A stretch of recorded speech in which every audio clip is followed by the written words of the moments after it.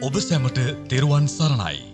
ඓතිහාසික කොට්ටිඹුල්වල රාජමහා විහාරස්ථානය කේන්ද්‍ර කර ගනිමින් වර්ෂ 2026ක් වූ පෙබරවාරි මාස පළවන දින එනම් නවම්පුර 15ක පොහෝ දින දෙරණ මාදිනාලිකාව සහ කොට්ටිඹුල්වල වලගම්බා රාජමහා විහාරස්ථානයේ එක්ව මෙම පුණ්‍ය භූමියේ ඓතිහාසික වටිනාකම ලෝකවාසී බෞද්ධයාට සමීප කරවීමේ අරමුණ ඇතිව නවම් පොහෝදා දෙරණාභි වන්දනා සජීවී විකාශන වැඩසටහන අලුයම 5 සිට සවස 5:30 දක්වා විකාශනය කිරීමට සැලසුම් කර ඇත.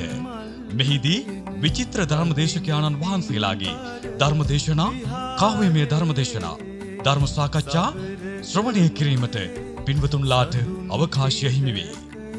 මීට අමතරව අෂ්ටාංග උපෝසථ සීලය සමාදන් වීමේ අපේක්ෂාවෙන් සිටින සිල්වතුන්ගේ ගමන් පහසු සැලසීම සඳහා හටංගල විහාරස්ථානයේ සිට කොට්ටිඹුල්වල රාජමහා විහාරස්ථානය දක්වා හංවාන හන්දියේ සිට වැලිගේපොළ නගරය හරහා කොට්ටිඹුල්වල විහාරස්ථානය දක්වා යටිපස්ගමුව විහාරස්ථානයේ සිට කුඩාකන්ද මන්සන්දිය හරහා කොට්ටිඹුල්වල විහාරස්ථානය දක්වා ලෙන්දර සෝමාදේවී විහාරස්ථානයේ සිට වැලිගේපොළ මන්සන්දිය හරහා කොට්ටිඹුල්වල විහාරස්ථානයටත් බස් රථ ධාවනය කිරීම සිදුවන අතර සියලුම බස් රථ 2026යි 2.1 වන දින උදෑසන 4ට ගමන් ආරම්භ කිරීම සිදු කරනු ලබනවා. එමෙන්ම සීල සමාදාන පින්කම සවස් 5:30ට නිමවීමෙන් පසු නැවත ඉහත කී ප්‍රදේශයන් සඳහා පින්වතුන්ලාට ගමන් කිරීමට බස් රථ යෙදවීම සිදු කෙරේ.